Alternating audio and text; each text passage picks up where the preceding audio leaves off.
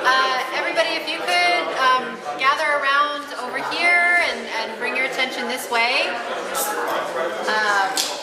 I'm going to introduce Rebekah Baker, whose work is on display behind us, and she'll say a few words and then entertain some questions. So just a little bit about Rebekah Baker, art major with a curatorial studies concentration, also pursuing arts management certification, and a chemistry minor. So that should already paint a pretty clear picture about why so many faculty from so many different disciplines are here, because Rebekah is one of those students who says yes to as many opportunities, sometimes to our dismay, say no every once in a while, just joking, but says yes to as many opportunities as possible, and has made, I don't think I could say this more about any other student, has really made the most out of their college experience, and it's just been a complete pleasure to work with you over the last several years, and I'm so happy to be celebrating her today. So let's welcome her back. You guys can come a little closer if you want. I feel like I'm gonna have to talk loud. But okay, so this is my senior thesis exhibition. So it had many titles, and then I thought it was too overwhelming to list them all. So I think I settled on places for things / specific objects. So it started with this idea of specific objects, things that can't be replaced, things that are kind of imbued or charged with memory or importance or significance. So I'm a very sentimental person, especially about objects. I collect and accumulate, and there are nice and bad things to it. It's not like hoarding, but I have a hard time letting go of things. And a lot of them, especially to my roommates, they might look like trash. It might look like useless or waste or things that don't have a purpose, but they're very important to me. Because either the day I got it, or the person that gave it to me, or a time in my life. And I started thinking about how we all kind of do this to different extents, but we curate our space, and we curate our houses to hold all of these objects. So how do you make space for those objects? And you kind of see that when you have to go through someone's storage locker, how do you weigh practical use versus something that's important but it takes up so much space? So how do you make space for these useless objects? But so I was thinking about the language and the signifiers used in places like museums and archives and galleries. How do you signify importance? So that's kind of where the pedestals came out of. They're small platforms, so I really like working with wood. I really like working with materials and kind of pushing to see how far I can take things or what they're capable of. Just a lot of experimentation, which is why there's kind of different iterations of the pedestal. Is I found these ceramic shards in the basement of Wilson, the art building, belonging to Professor Okore. And I'm these are fantastic shapes. And then I'm now I gotta carry these around forever because I love these 7 shards and how they fit together.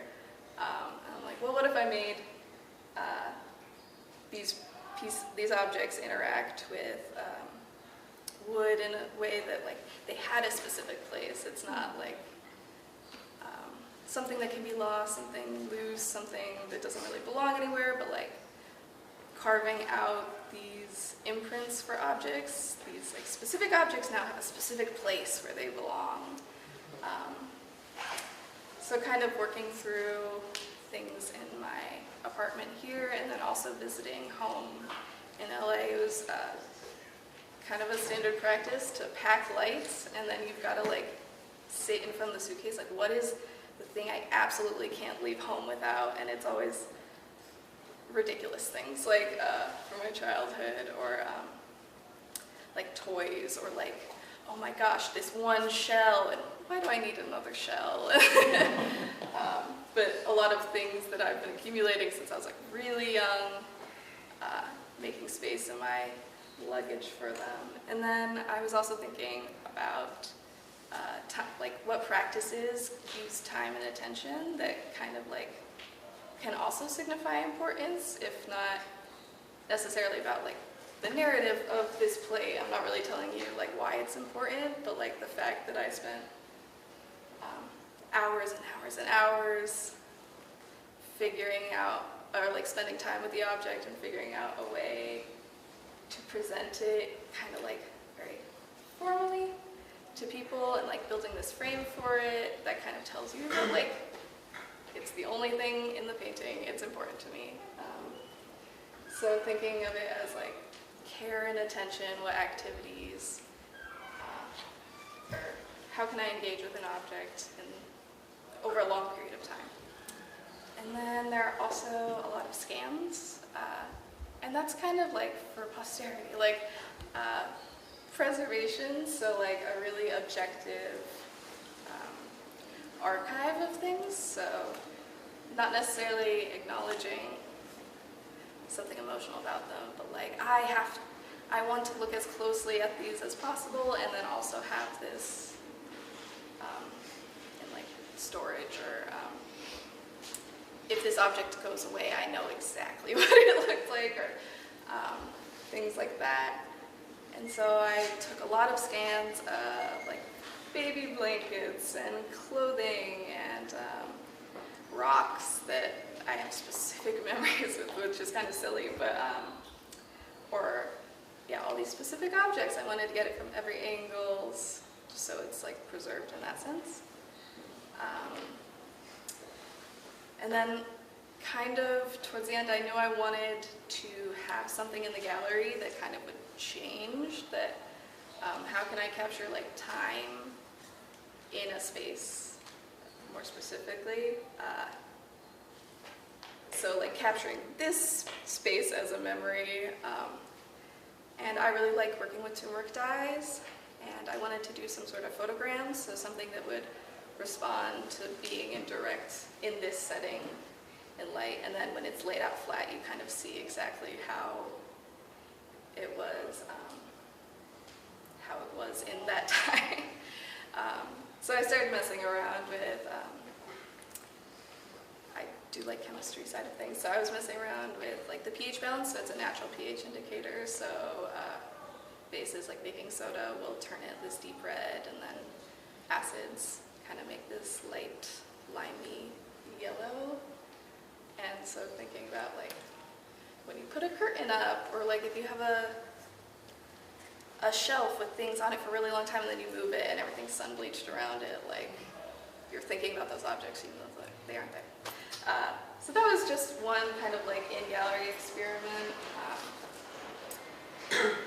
What else? Oh, and then I've been working on this idea, or these objects, for almost a year-ish, maybe a little longer for some of them, maybe more recent for others. But and then I went home, and obviously, like the day after I left, there were fires like everywhere, and I started obsessively thinking about like what I own, and like it became very important to know in this like uncertainty.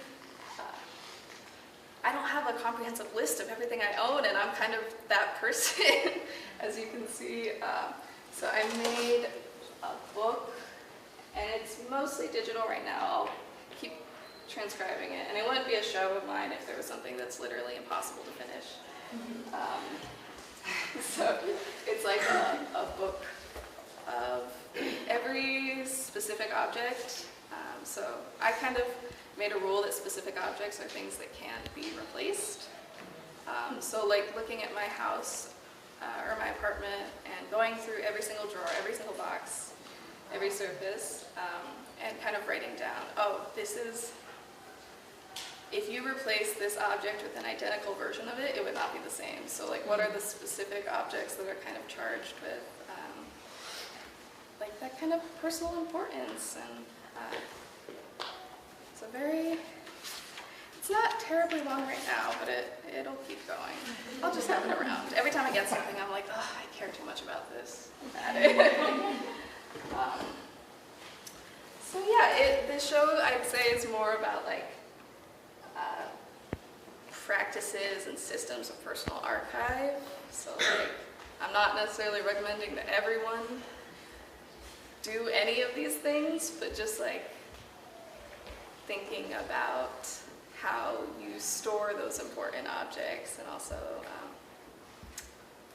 like how you curate your space. Yeah, I'd say that's a good summary of it.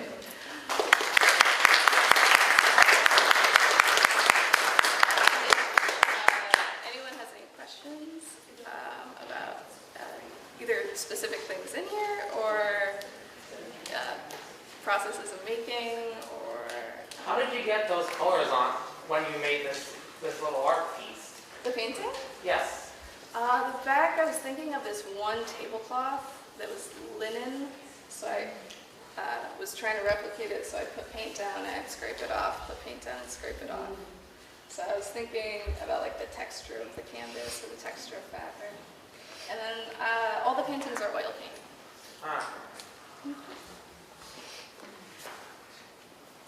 So I noticed that you only have one piece that's black on top of it. Was that, were you planning on doing that for the rest of the oil paintings? Or is it that one just like kind of an experiment that you mentioned? Not an experiment. It was really intentional, and I only wanted to do it for that. So one of my first jobs out of high school, I was an intern doing art conservation. And I worked on this 8,000 piece Dutch silverware collection from like the 1700s. And it was kind of like, I knew I was interested in this intersection of art and science, but I loved it so immediately because it's working with your hands and doing the same thing over and over again. And so I was thinking about this one fork I have, and I kind of treat it, the way I treat it is how I was treating like all of these priceless objects that I was preserving at the time, and they each had their own like velvet bed. So every surface was covered with like little velvet cushions, and you could see like the imprint of where things had sat for years and years and years. So I wanted to, yeah, kind of reference like the velvet, the soft cushioned surface that these kids sit on. Yeah. Could you say something about the rabbit and that box that is displayed with it? Yes, okay, so I'll say the box first. I have so many boxes in my house, I can't stop like holding onto them, but then they're all like little tiny museums. Like I open it up and I'm like, I don't know, they're kind of beautiful, they make their own compositions, so I didn't, even though the rocks that were in there are out of it, I didn't want to get rid of it. Yes. And then the rabbit is actually from my grandparents. Being very little, I really loved rabbits, and I think a lot of people in my family have this memory of like, I would sit and like pet the bunny rabbit, and like, so that was, one side of this is also how do you take on caring for objects that were important to other people, like you're kind of given a responsibility, but also that one's just important to me, but thinking about how like I might have something from my grandma that she kept in her dresser, and I don't know the exact backstory, but I know she kept it in this specific place and she saw it every day, and like now I feel some responsibility to like care for things from other people. So that's from my grandparents, and I kind of put it down low because as a kid, like I'd sit on the ground and just like pet it. Also, it's a ceramic rabbit. It really has no good place in my apartment. And now it has a place. Yeah. Any other questions? Well, I'm just curious, I noticed there's like 3 representations of several pieces. So can you say something about that, what that means or what that is? Yeah, so like exploring different practices for kind of caring for objects. So that was just like the 3 main ones that happened that I vibed with. Because it was like very objective, very sentimental, very practical. Yeah, I think there's 4 main objects, but I've done it for other things as well. It's just the 4 that are in this show as well. I think, I don't know if I want to ask a question or just make a statement. I'm thinking about the way that you talk about like having a kind of objective documentation, like that's one language of like more sort of like archiving, right? Documentation for the future, right? And then talking about the practical, right? It's like you're creating pedestals, creating means of display, which feels more like curatorial work, right? Like thinking about display and presentation. And then the making of the paintings feels like that's your artist component coming into. So I feel like all of those ways of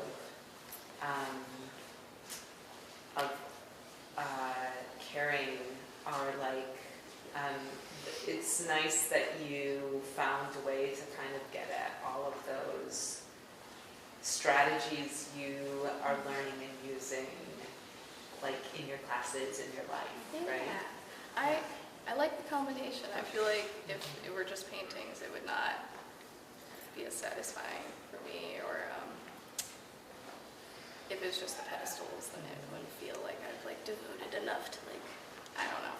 Well, and it also feels like it starts to become about like all the different ways, like as if you're like circling around this object, like in all of the possible ways of like considering it, right? Which feels like in the way you're talking has a kind of like fixated quality, right? And I think like that sort of elevates and kind of makes really ethical something that might be like also a fixation or like an obsession, right? It's like also this sort of like ethical handling of the things in our life, right? So I don't know, I think it's interesting. That's what I'm thinking about, like when I look at the show.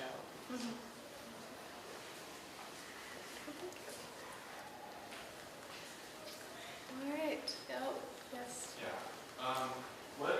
Can you talk about what drove you to make the second exhibition? Yeah, there's a whole other side of this. And if are they connected specifically, or is it separate? Yeah, I knew I wanted to do something more curatorial or like presenting information rather than making things for it. So I wanted this side. This was just turned into a gallery space. So a lot of senior shows will be going up, and so I'm thinking about like how is this space changing? Where it was like these old maps and people looked over them, never really looked too closely. It was kind of like a non-space for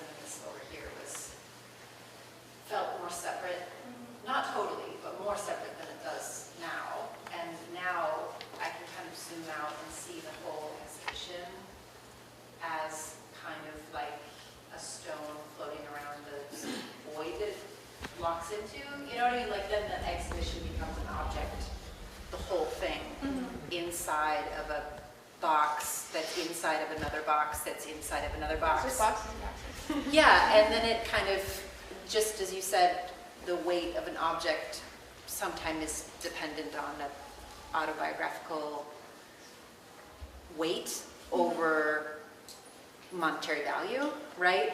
And so there seems to be kind of like a more zoomed out cosmic order of it, of like stones in space, you know what I mean? Like everything kind of seems much more crucial if you kind of suspend the human. Yeah, I think of it like everything, not everything, but a lot of things at a certain point get put into an archive, and regardless of if they're 200 years apart, it's like Right. the same. So like the things that I make at one point will not be that distant from like what I think of as like the distant past. Yeah. On a personal note, I did graduate from North Park in 1970, and I recognized a lot of those people. Two who have died. One was Tom Wiederquist. He was killed in Vietnam shortly after we graduated. And another one was Tim Anderson, who died of cancer. And they're both featured there. So it was a real personal touch. I'm glad. I was hoping that there would be a bunch of different perspectives as like a lived experience, and then also like, oh my gosh, there's a basement, or thinking about what this space has been used for, and the people that used to be here, and kind of. There used to be a swimming pool downstairs. What? Yes, there was. And Neil Murray, who hired me, there's 2 pictures of him there when he was Yes. way younger than I ever With knew the him. sculpture? So yeah, there's 2 of them in there. Yeah, and he had dark hair.